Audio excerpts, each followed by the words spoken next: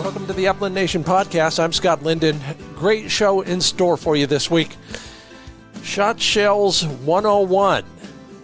All the way up to the graduate level. Yeah, we've got Dan Compton, the director of shotshell ammunition for Federal, Remington, and Hevi-Shot. He's our industry insider this week, so if you've got a question about, well, how they're made or what the best choices are or where the non-toxic trend is going, Dan will have some answers for us coming up very soon. But that's not all. I'll be answering a question from Facebook in our Handle It segment, so get ready for a little bit more work on steadiness. A great question and a great, well, you decide whether it's a great answer or not. And then also, I asked you on all the social media a while back, look in your bird hunting rear view mirror.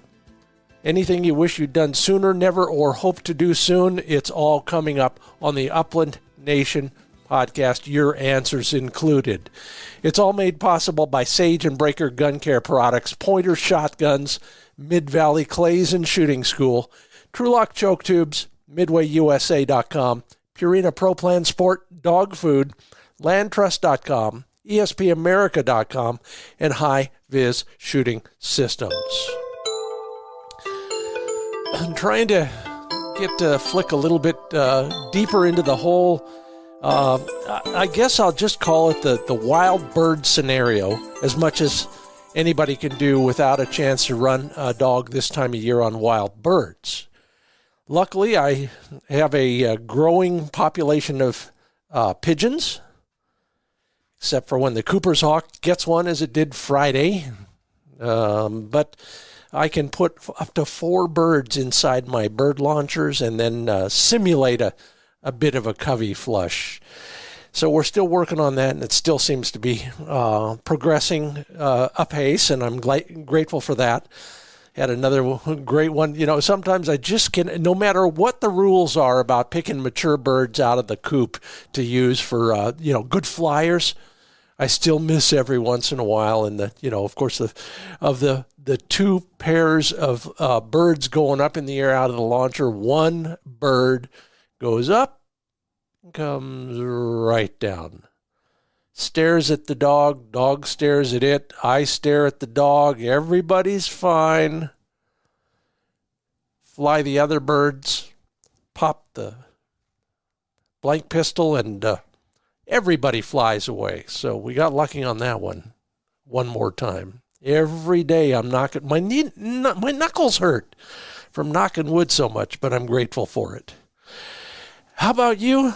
It's a time of contemplation, time to tie some flies maybe, but also to look back and look forward on our lives in the bird hunting world, and some insightful and thought-provoking answers to my question. Life in your own bird hunting rear view mirror. Anything you wish you'd done sooner, never, or hope to do soon? Yeah, Chuck Lehman. He's hunting every week at our local preserve, he says. Just got an action track chair. Oh, yeah. Well, good on you, Chuck, and I'm glad you finally pulled that together.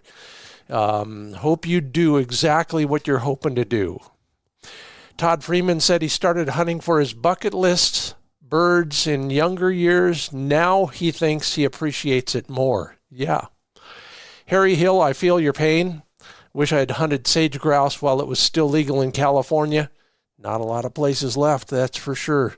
I know some of those places where you could have done it, and I bet you do too. Still some, some other things to chase around up there.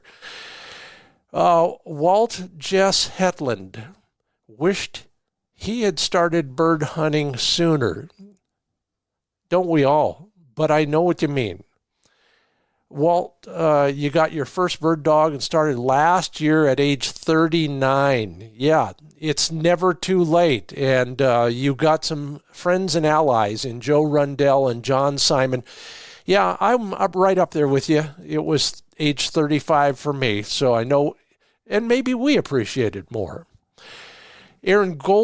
Aaron Goddard says, I wish I'd have gotten a dog sooner. Yep, right in there, Aaron. Yeah, aren't they incredible? What they do, like this, like let's see, who was it? A great writer used to announce the Westminster Dog Show too. Dogs aren't our whole lives, but dogs make our lives whole. Of course, I'll think about who that really was. Roger Karras. Roger Karras said that. And I should put that up on the wall. Jim Smith come around to the dark side, finally got a Brittany, or a versatile hunting dog. Spent a lot of time chasing birds with a lab, awesome duck dog, but didn't know how to find upland birds. Well, now you know. John Simon. I wish I would have pulled the trigger sooner on buying my own bird dog. Second, I wish I would have started traveling for wild bird hunts sooner. It's never too late. Never too late. Christopher Cookston, I can relate. Maybe we all can. Here's a lesson. We'll leave it with this. I wish I could go back to the late 80s when I first started shooting. I would hire a shooting instructor, practice mounting my shotgun unloaded in the house every day, and discovered my cross-eyed... Christopher, have you been listening to this podcast for a while? All good, and good luck to you. Thank you all. Some great stuff. If you haven't seen that post, go to any of the social media that I'm on and read about some of the other lessons that some of us have learned, and maybe you can avoid learning them the hard way. Oh, that segment of the show brought to you by ProPlan Sport Dog Food, designed for active, hard-working dogs. Yeah, sporting dogs like ours. You want to learn more about the ProPlansport.com website, because that's where all the formulations, the choices are. You can study up on all the nutritional strategies that they put into it at Purina, including adding omega-3 fatty acid and glucosamine. Those will both help support joint health and mobility as your dogs mature. Yeah, you know what I mean. Flick sure knows. Yeah, the only one brand that fuels the most sporting dog champions. Yeah, your dog needs nutrition that performs as hard as they do. Learn more at ProPlansport.com. And I finally, in fact, it's downloading now, finally finished that video for HiVizSites.com, Hiviz sites.com. It's all about a revelation I had that I wish I'd thought of sooner. No matter what shooting style you employ, and maybe you go back and forth, even more importantly, then your brain needs to relate the muzzle of your shotgun to the target. Otherwise, how are you going to hit anything? I'm not suggesting you aim. I'm just suggesting that there needs to be a way for your brain to make that connection, almost literally. HiViz Sights has some incredible light pipe systems, fiber optic, tritium, or a combination of both, so that your subconscious sees the muzzle while you can concentrate your conscious on the target itself. It sure helps me, and it might help you. Learn more about how it works, and soon you'll be able to see the video there as well. Go to HiVizSights.com, HiVizSights.com, HiVizSights.com. Yeah, and I put some of those sights on some of the pointer shotguns I'm using these days. If you are ready to go to the next level, whatever that means in your household, and it's time for a new shotgun, and half of us are shopping right now for one, consider some of the choices at pointershotguns.com. Every finish you can think of, every configuration from semi-auto to over and under to side-by-side, youth guns, your first stop for an upgrade is pointershotguns.com. Yeah, target-focused life, YouTube influencers, just picked the Pointer Acreus over and under as the best over and under for less than $500. $500. Learn more at pointershotguns.com. You hear me okay? I can hear you just fine, Dan Compton. You're the director of shotshell ammunition for Federal, Hevi-Shot, and Remington. I know, we need a scorecard around here. Now you're the Kinetic group. But Dan Compton, welcome to the Upland Nation podcast. All right, thanks for having me. I'm glad to be here. Yeah, that's a mouthful, and a lot of people may not be aware of, your growing family, if I can call it that. Can you give us just the Reader's Digest version of what the company is and what it's made up of these days?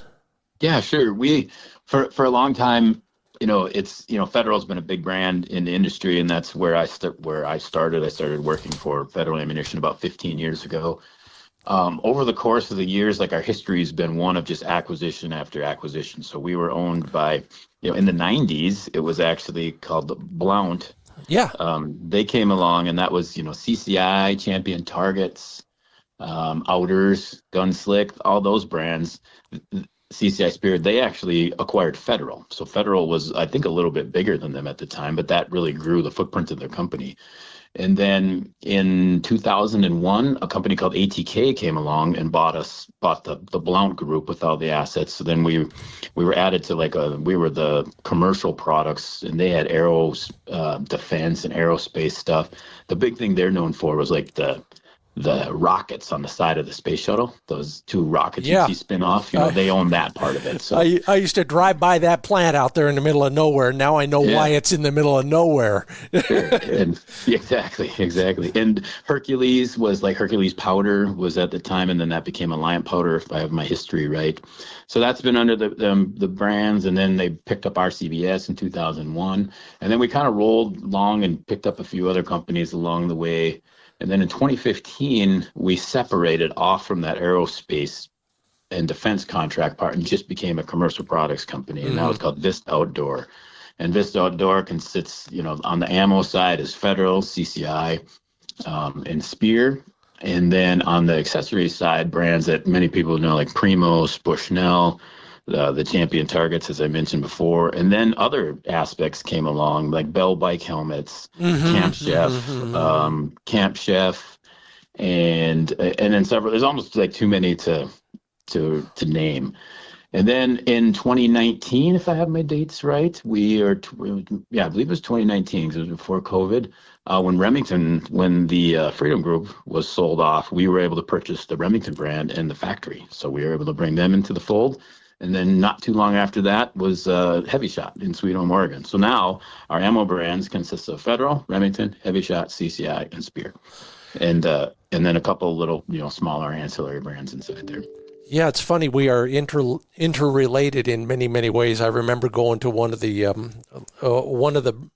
facilities over in Lewiston, Idaho, way back in the day. That must have been CCI, I think, back then, and now back in the family again. And your specialty, the thing inside and out, is shotshell ammo, which is why we're here together today. But you're not only on the technical and the the product side. You're a user. Yes. I've been a lifelong hunter. I'm kind of the story. My dad was he was a big deer hunter. And when I was a kid, I was about 7 or 8 years old, he actually bought a fishing lodge in Canada. So I grew up pretty much with a fishing rod in my hand and grew up in the tourism business. But that, he did some outfitting with some bear hunters and some moose hunters, and then eventually bought a lodge further north and then he got out of hunting and it was just straight fishing. So I worked there as a dock boy, carried bags, washed dishes. And then when I was 16, I became a fishing guide. Did all that, but kind of the byproduct of that was my dad was up there so early in the year in the spring and so late in the fall, his hunting kind of just fell off the charts. He just didn't do it anymore. So I believe I was 15 or 16, and a couple buddies of mine took me duck hunting for the first time, and I thought it was just the coolest thing ever. I absolutely fell in love with it, and had my friend's uncle was a mentor, and brought me out. The first time they brought me out to do a goose hunt into a field, I was like, why are we not on the water? I had no idea that birds went out to fields and ate. So So thankfully, I had guys who kind of showed me the way, and then that got me into bird hunting. And I went to school in northern Minnesota and did a lot of grouse hunting, duck hunted probably 4 or 5 days a week, grouse hunted 3 or 4 days a week at least. And I did that until, I got married in my 20s, and then moved down south here and started my career at closer to the metro area of Minnesota. Well, yeah, you're a lucky guy. A lot of us, in fact, earlier in the podcast, I was reading some of the Facebook posts that people have been making about how they regret some aspect of their hunting life, and most of the comments ended up being, "I wish I'd started sooner." Oh, sure. You can't say that. No, it was, we were, a lot of the, I went to what's called Bemidji State University up north there, and I can't say what percentage, but a large percentage are people are going up there because they like to hunt and they like to fish. And you're 8 minutes away from a decent grouse walk every day, So it was a great place to live and grow. And I learned a lot about hunting. I learned a lot about shooting, and by both successes and a lot of failures. Yep. And learned about grinding it out and having to be early at the public access to get there and beat the other guys. And we did a lot of that. So. Well, being as you're the guy, you're our insider this week on the shot shell side. Why don't you tell us what's new at Federal, Hevi-Shot, Remington? Anything that we should be on the lookout for? Yeah, so at Federal, we've got quite a few new products this year. One of the biggest trends we've seen in the past, I've been on the product team for about 10 years, but sub-gauge stuff, 16 gauge and 28 gauge as well. And then a few years ago, Benelli approached us and said that they were going to start adding the 3-inch 28 gauge to the lineup, and wanted to see if we would come along with them and add, load the cartridge. And, I think there were some Europeans doing it at the time. And we said, of course. So now we're really seeing our 3-inch lineup grow. And kind of speaking to your audience with the upland hunter, is that we'll have a 3-inch 28 gauge Prairie Storm coming out, which I think is going to be very, very well received. There's something about like the 3-inch 28 gauge that we found when we launched Black Cloud. It patterns really, really well, and it patterns really tight. And whether that's been steel or lead, it's been phenomenal. So I don't know if we found some kind of sweet spot, with the length of the shot column inside that shell, or because usually in 28 gauge for us, it patterned okay, but it wasn't, an outstanding or anything, that we love day in or day out or set it apart from any other cartridge. But something about that 3-inch is really performing well. So we're pretty excited about that one. I bet. And you bring up something that's really interesting, especially those smaller gauges. Now, you haven't mentioned 410 yet, but that's been, kind of the one notorious for having such bad ballistics. But what is it in a shot shell? Just walk me through that real quick, Dan, that can make or break the ballistic performance, a good pattern on the paper. Sure. It's going to be several things, but typically, like, there's some basic rules of thumb. The more you speed a load up, you're going to start to see pattern degradation. So, and it's just because if you think you got this shell that's igniting it, you got all this pressure pushing it from the back, but you got air pressure coming at it from the front, and it's like everything's just getting squeezed. And then as it comes out of the barrel, the more pressure you got behind it, it just wants to scatter. It's going to go in every direction that it can. So things that help alleviate muzzle pressure, wad design, the materials in the wad, all that's going to go into somehow how do we control that pattern as it comes out the barrel. The other aspect of it too, like you say, like a 410 versus the 10 gauge, you have a really long extended column of shot inside that shell. Yeah. And it's going to leave the barrel. It's going to take longer to get out of the barrel, even though we're talking microseconds. It's going to take longer. And that just seems to really just disperse your pattern faster. It's called a square load. I mean, we didn't come up with it. It's been in ballistics a long time. But if you can take the height of a column and the diameter of a column of shot and make this as equal as possible, like, if it's 1 inch by 1 inch, they're all going to come out of the barrel at about the same time, as close as they can. And then you really just get a consistent full pattern. And 10 gauge is perfect. It's kind of like seen as the ideal load, because if you get the right payload size, it's you really maximize that effect. And I've talked to hunters and they say, well, boy, we shoot the 10 gauge, you're really walloping them, but your speed isn't much different than any other payload out there. Yeah. Right. But you just have that much more shot in a super consistent pattern. So if you got a 30-inch circle and you can equally cover all that, you're going to shoot better because you're going to get more birds. You're going to get more pellets on the bird. Whereas a 410, it just naturally is going to disperse and you're going to have not as dense of a pattern, especially as you start to extend the range out. So it's a factor of a lot of shot, and it's going to be, how many actual pellets are in the load, but that column of shot.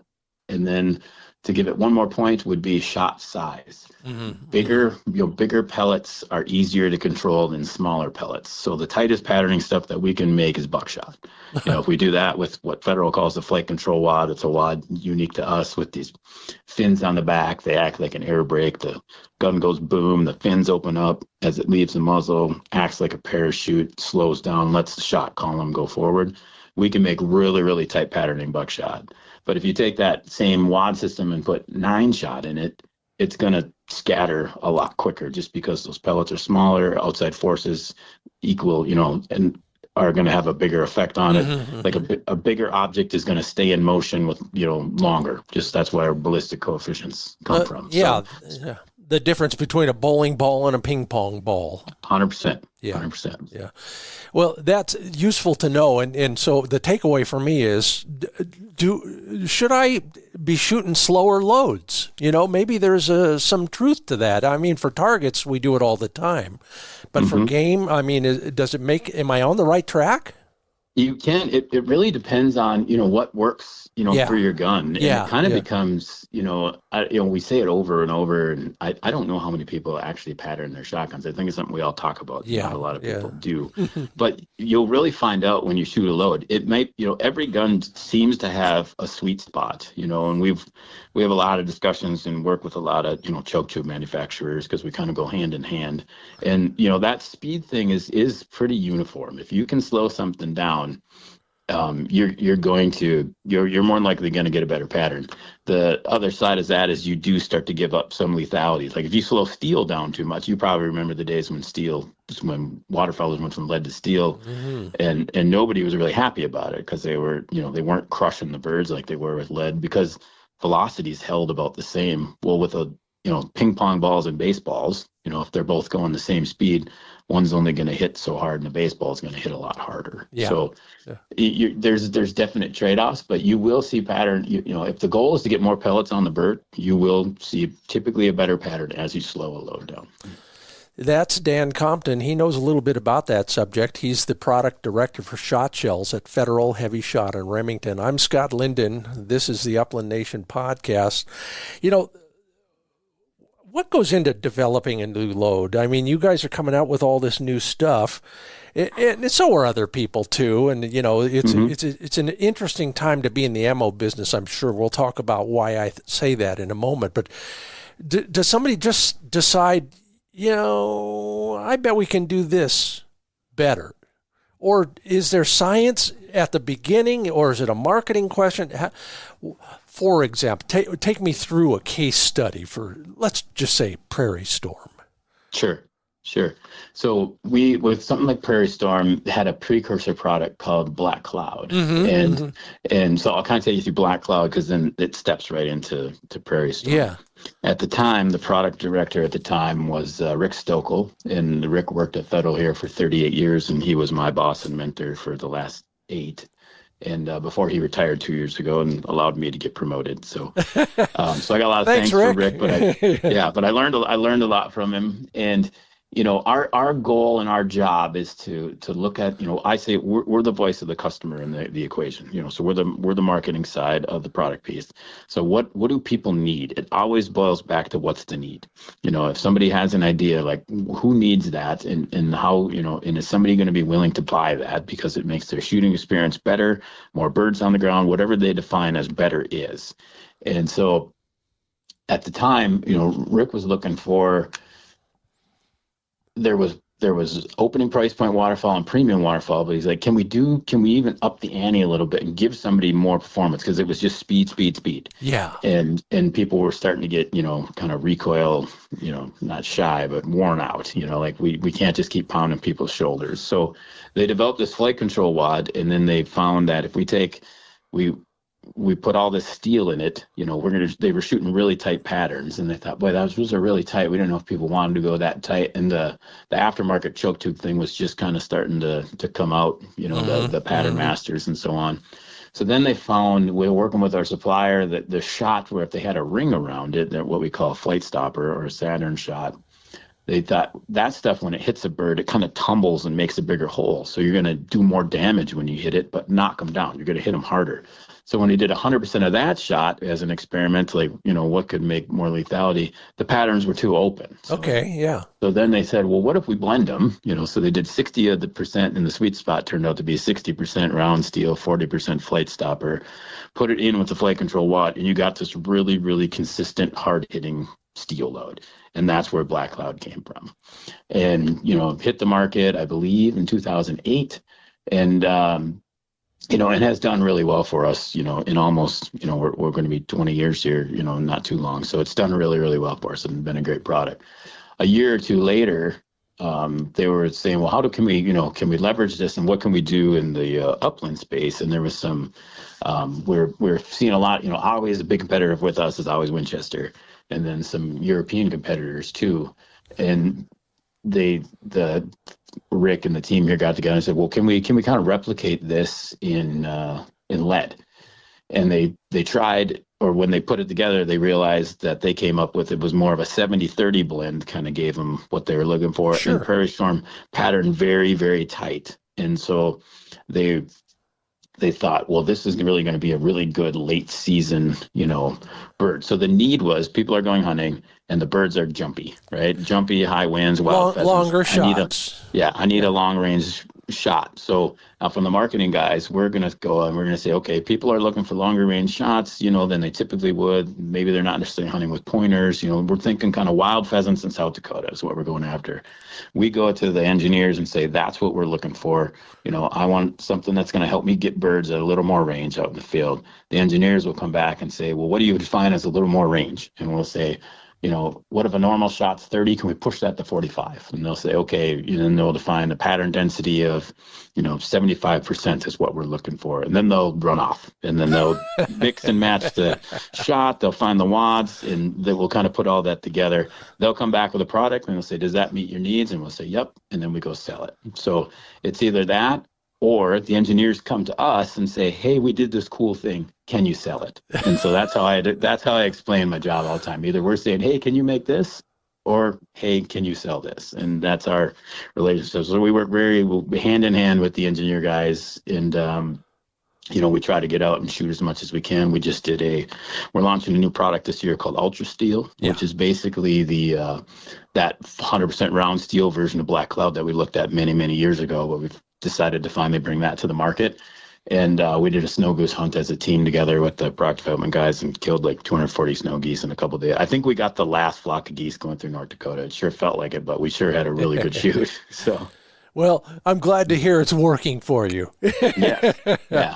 So that's kind of, that's in a nutshell. So we do that for every usage category, whether it's turkey, waterfowl, upland, big game. So I handle slug and buck, and then personal defense, and then also the law enforcement side. So we'll look at each category, and our CEO, Jason Vanderbrink, he has challenged us to have, a number one or number two product in every category across the board that we're in. So ideally, we're 1, 2, 3 with Remington, Hevi-Shot, Federal, and somewhere in those, that wherever we play in those spaces.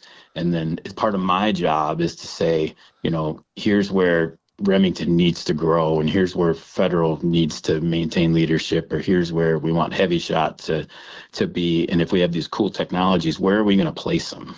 So does it fit good with that brand story? Is it what they do, or is it where we're going to grow? So I'm kind of the tiebreaker, and then I have 3 guys who work for me that work individually on each one of those brands, Remington, Federal, and Hevi-Shot, and then have engineering teams that support them.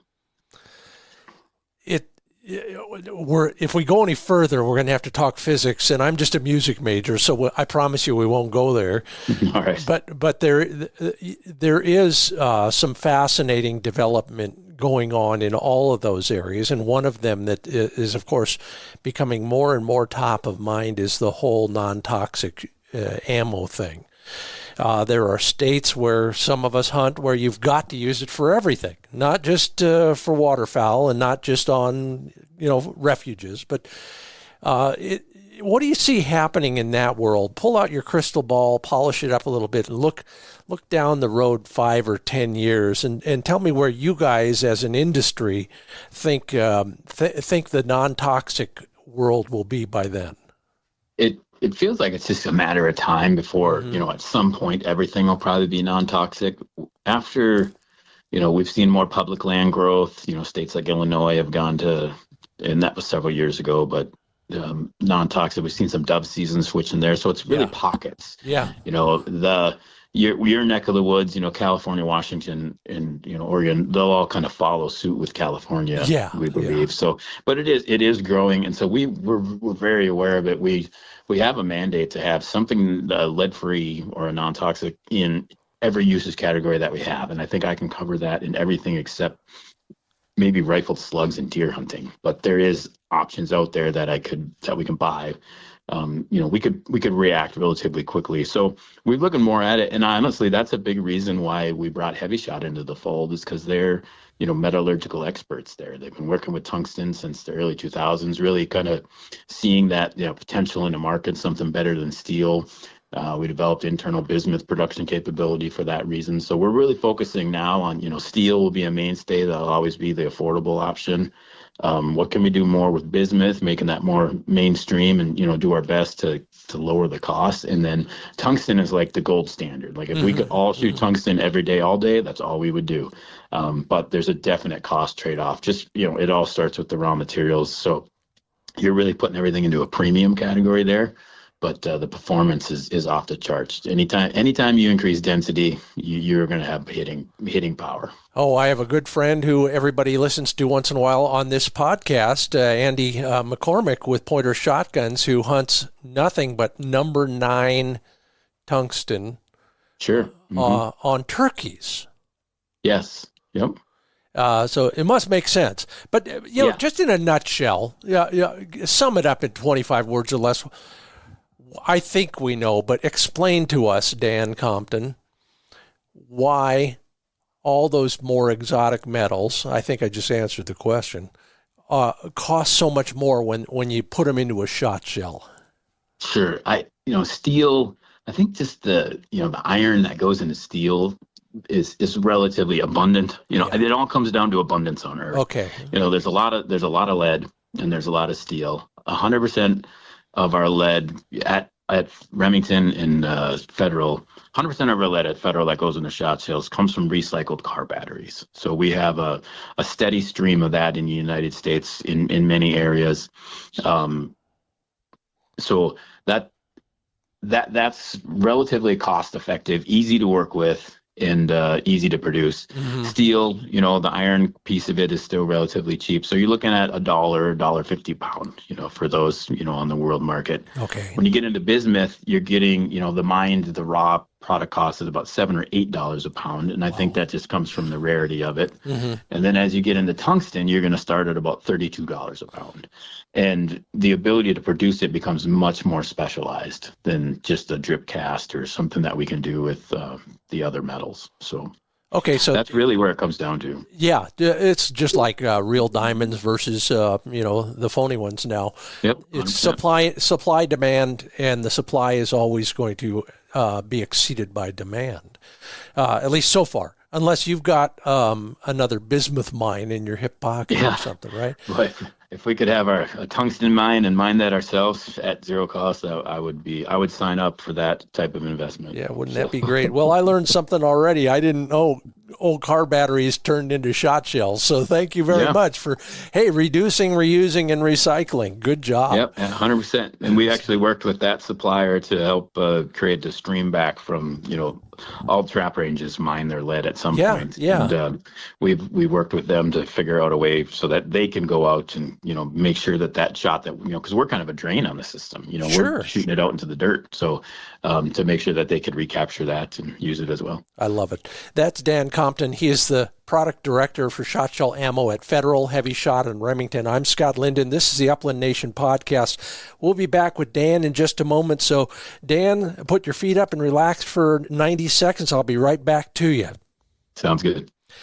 And the rest of you stick around even past Dan. I'm going to be taking a question from David Klopp in our Handle It segment on catching a pointed bird versus fetching a wing-clipped bird. Yeah, it's a dilemma for some of us. Right after this word from landtrust.com. Yeah, get outdoors without the crowds. Learn more about how their kind of VRBO for bird hunters works. Yeah, you can book a day or more than one day in a number of private access locations.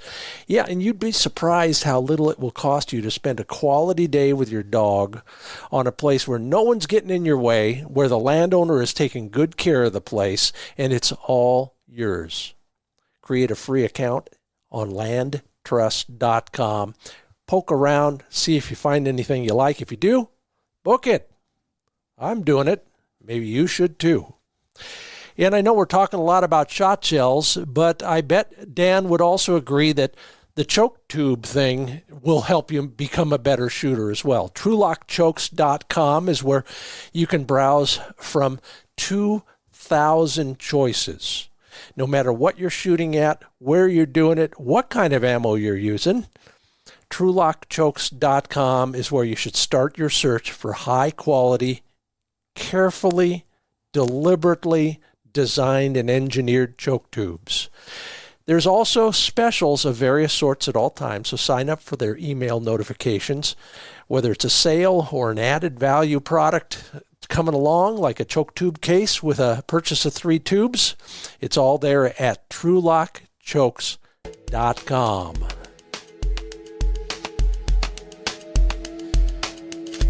And hopefully he's got the coffee stirred and enough cream and sugar in there, because if you make your coffee like mine, Dan Compton, you got to cover up the taste somehow. Welcome back to the Upland Nation podcast.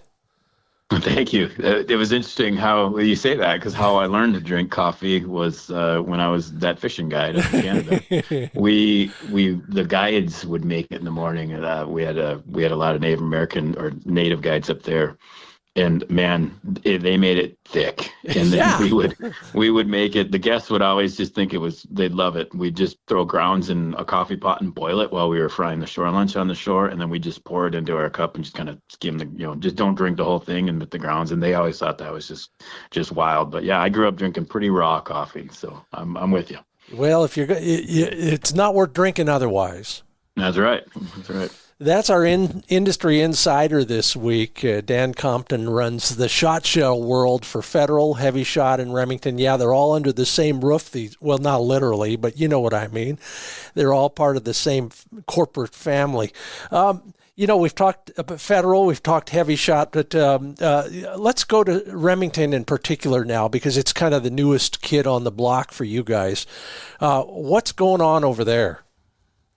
So Remington new for this year, we're really focusing on waterfowl, and we've did some new loads. We're really kind of bringing back old things, and you'll see a lot of that, in the industry. I see that, this generation of hunters, are what was new to me and you back in the day, and maybe ran its course, is new for them. So the big thing we're seeing now is duplex shot. You're seeing, mixed shot loads. They're kind of making the thing coming back. And I don't know if we're getting smarter about it, but, some things that didn't necessarily take off are kind of getting a fresh start. And we brought back the duplex loads. Remington was one of the first ones to do that in the 90s. And we've seen some of our competitors do it. So we started messing with some of the original recipes, and we've got some interesting pairings out there. So your standard, we're talking steel shot here. So 2s and 4s and double Bs and 2s. You're kind of gaining a little bit of energy, and you're up, with the bigger pellets, but you're up in your pellet count a little bit with the smaller pellet. But there's a load, like we have a 2s and 6s and a double B and a 4. And the 2s and 6s is kind of geared for that, that early season field hunter or that like flooded timber hunter down south. They're in teal season, or where you might have potential. Teal season's all small ducks, right? But as you get into regular season, you might have teal, you might have mallards coming in. You're going to have a really full pattern, but you're going to have some big hitters in the center. And the technology part that I found interesting anyway, talking to engineers, is when you put the small shot on the bottom, like the 6s, and the big shot on top, it really seems to dissipate that energy well, like we talked about before. And the patterns are, we're seeing stuff in the 80s. So if you get the right choke tube going out there, you're putting a lot of pellets in that 30-inch circle. And I'll take 5 hits from a small pellet over 1 hit from a big pellet any day, and because it's just all more energy on target. So yeah, we're looking at some of the old stuff. We got a lot of things in the hopper from Remington that we'll be talking about going forward. Our main focus for there was, that company they just didn't support the brand for a long time. And we just had to do a lot of investment in the factory, had to hire a lot of people back, and then, do all this during a pandemic. So it's taken a little bit longer to kind of get everything up to speed, but, really back to square one, quality control, start with quality control, start with good people, guys like us, get the right product roadmap out there, and, things are really turning the corner and looking good. That interesting you should put it that way, because, having been on the corporate consulting side, and then as a journalist as well in the business world, there were a lot of, consumer questions about the fate of the company and where it might go, if it goes anywhere, if it survived. You guys have basically, taken the ashes and kicked the phoenix out from underneath them. Yeah. And I don't know, I'm a little biased, right? I don't know if it could have landed in a better spot though, because we had 2 very successful plants with CCI Spear and Federal. We put a lot of investment for great teams. The people here are absolutely fabulous, and I work with some of the smartest and best people in the industry.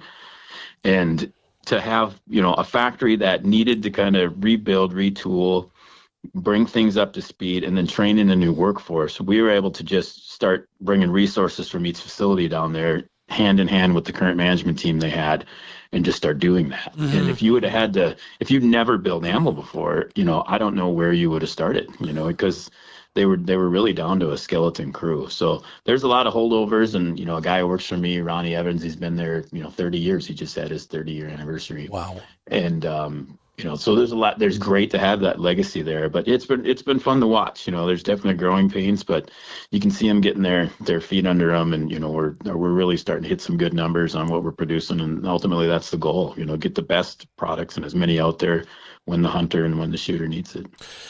You, better than anybody, can tell us something we don't know about shot shells, whether it's their anatomy, performance, or maybe it's how we're using them.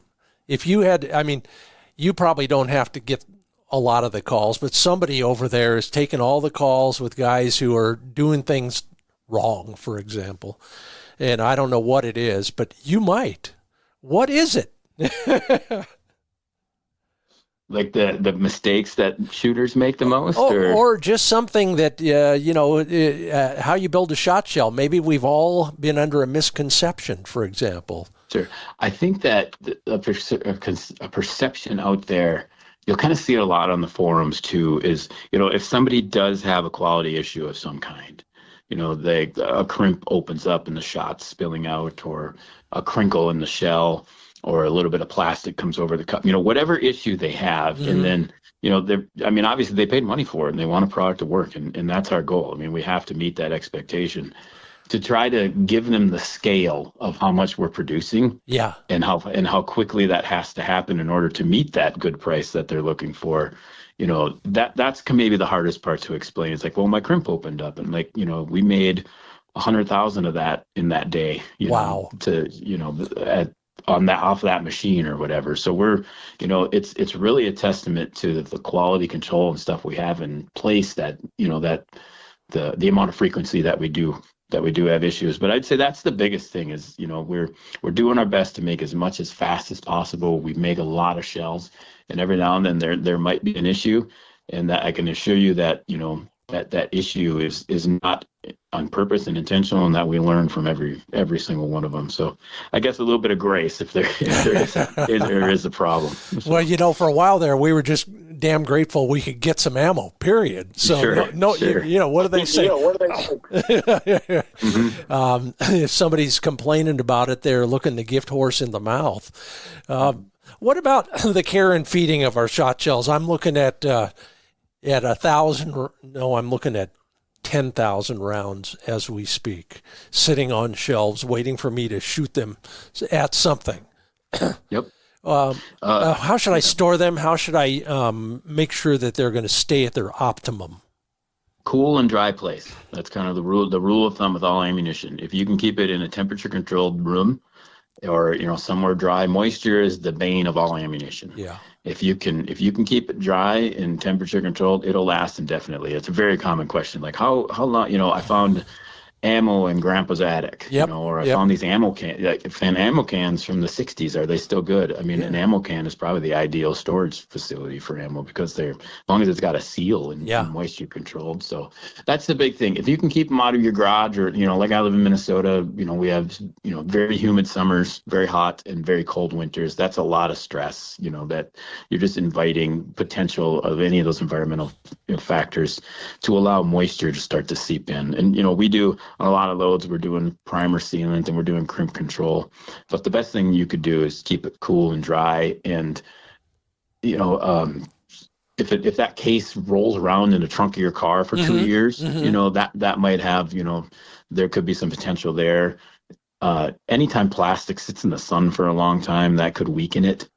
So you'll see it start to fade. Like we test and try to do everything to prevent this, but those are the things that's going to, lessen the life or maybe induce a failure that probably could have been controlled.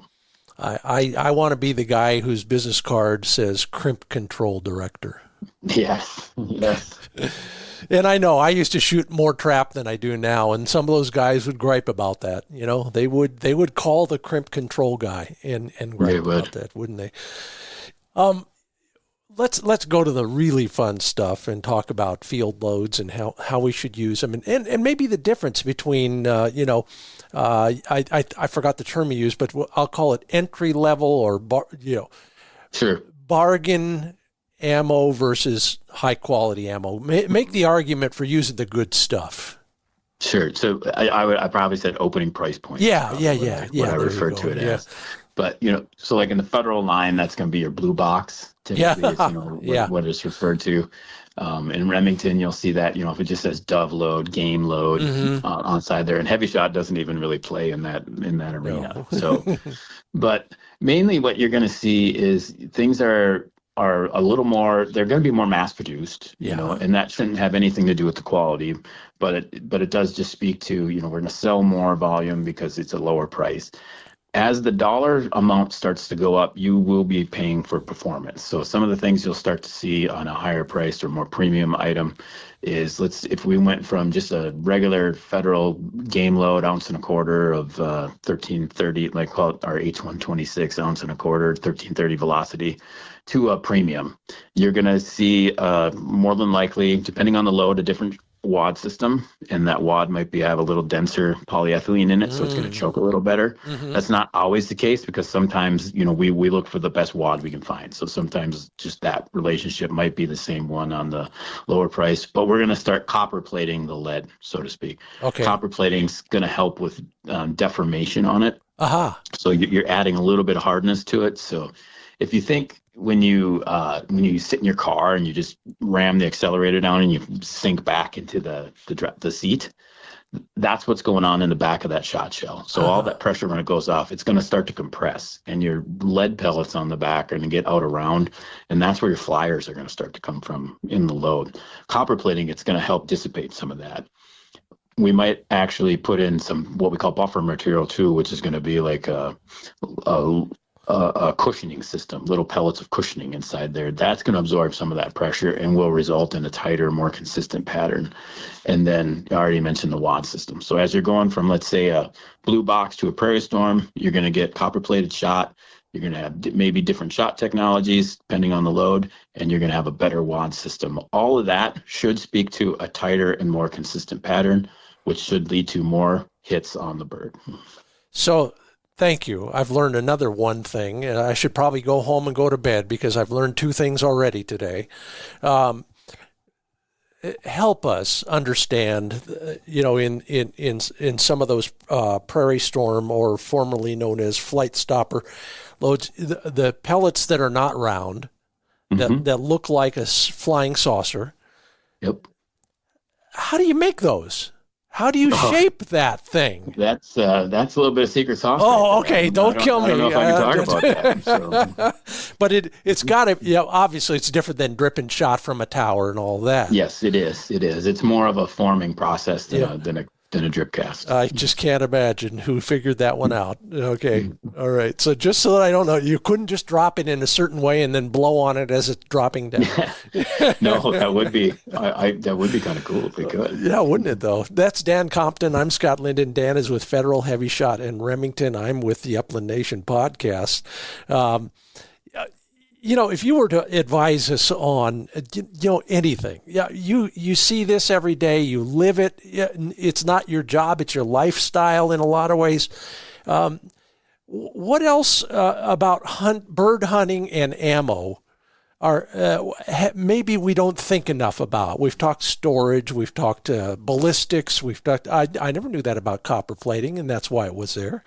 What else can you do to help us become better upland bird hunters? Sure. The other part about copper plating too was the first part that I've been taught anyway, was that feather draw is supposed to produce less feather draw in the bird.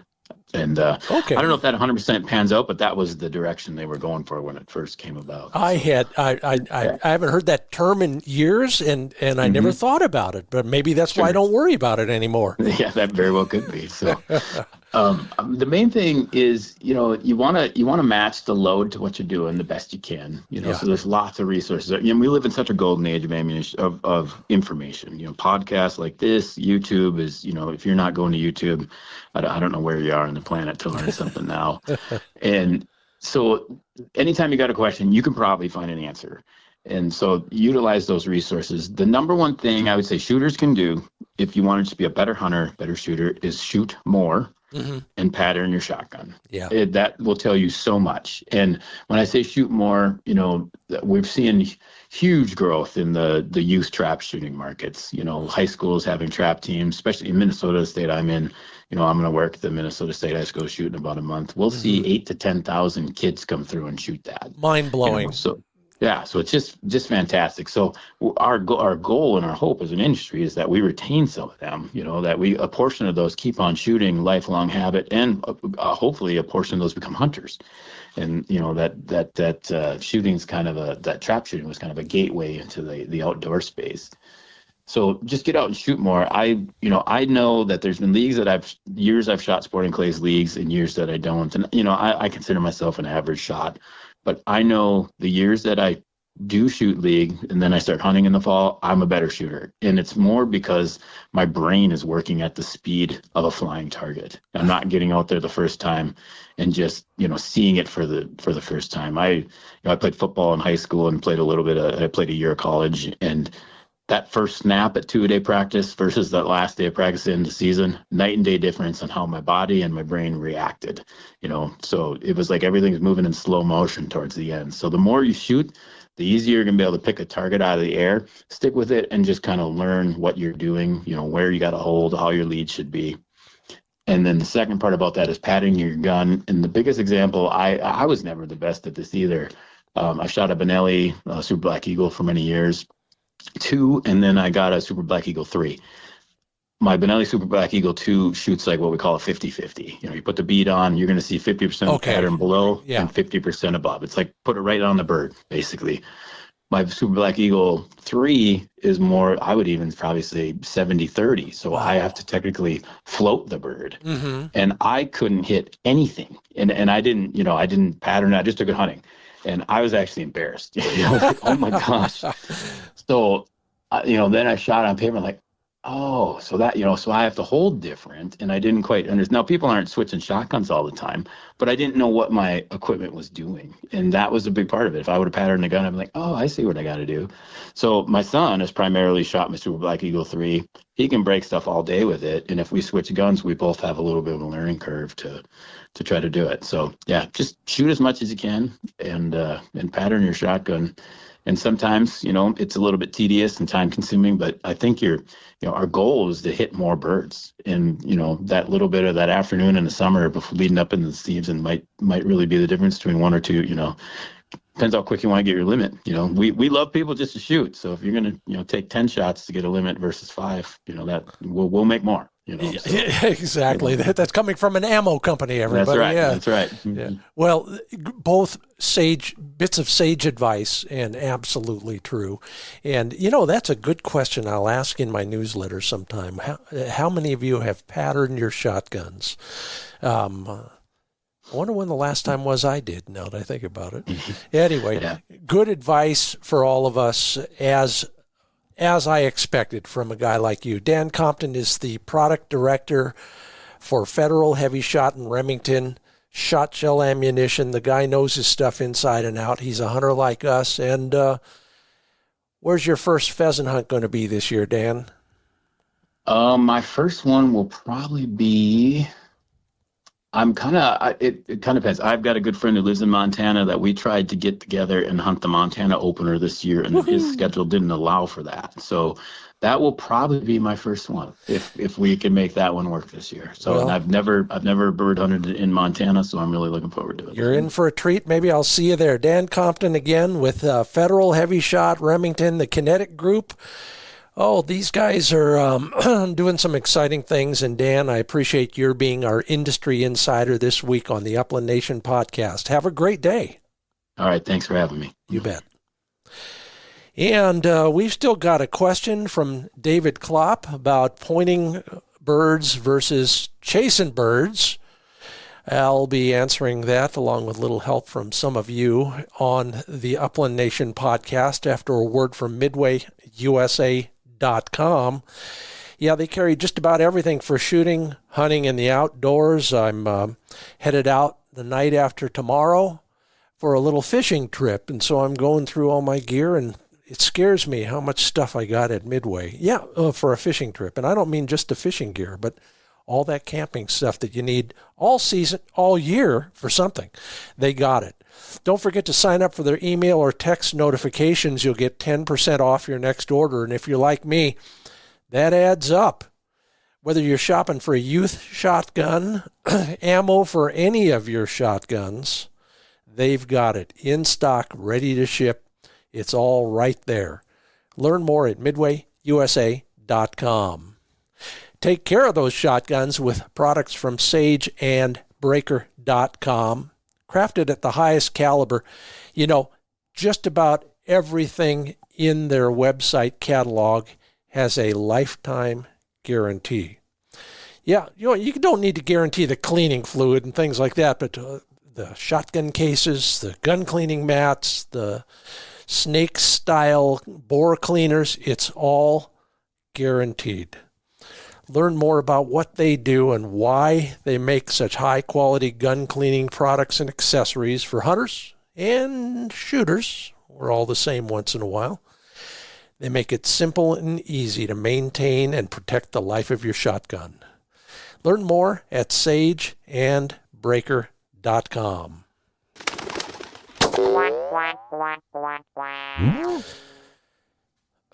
Well, this week on the Handle It segment, I'm addressing an issue that is near and dear to my heart, as you heard earlier in the introduction.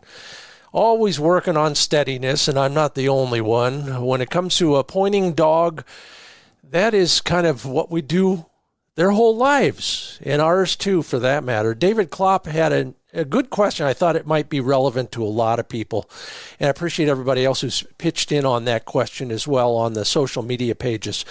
David asks, when we train a pointer, we don't want them to catch the planted bird.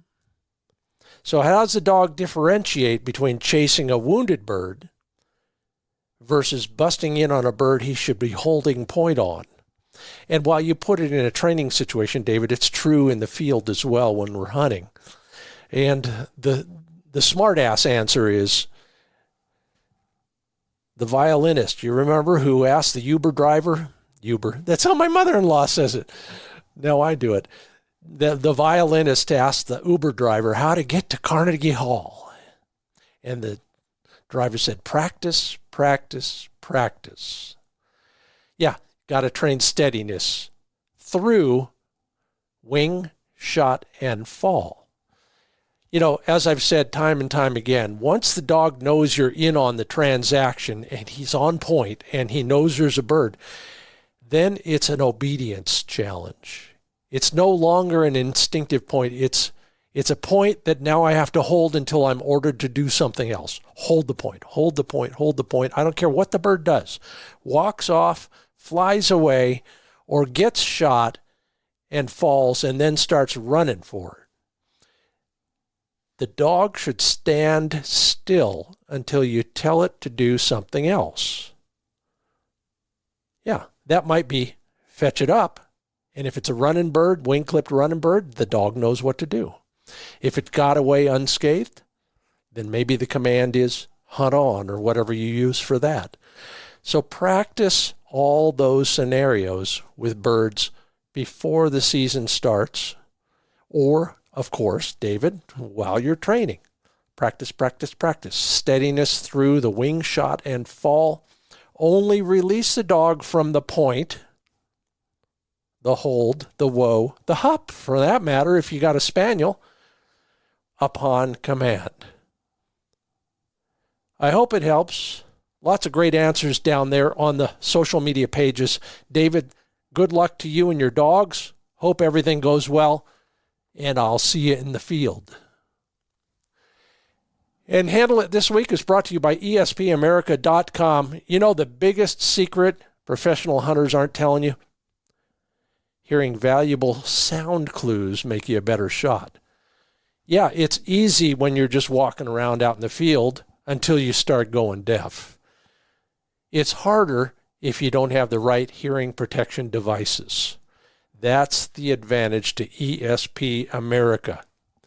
You can go as deep as you want into the physics, the science. Fundamentally, there are two things that protect your ears and allow you to hear the bird flushing from behind you, or the dog's collar tags jingling, or your buddy making insults to you from across the field. The design, the custom fit, the software. ESPAmerica.com can explain all those things to you way better than I can. Just go to ESPAmerica.com. Learn more about why it's so important to protect your hearing.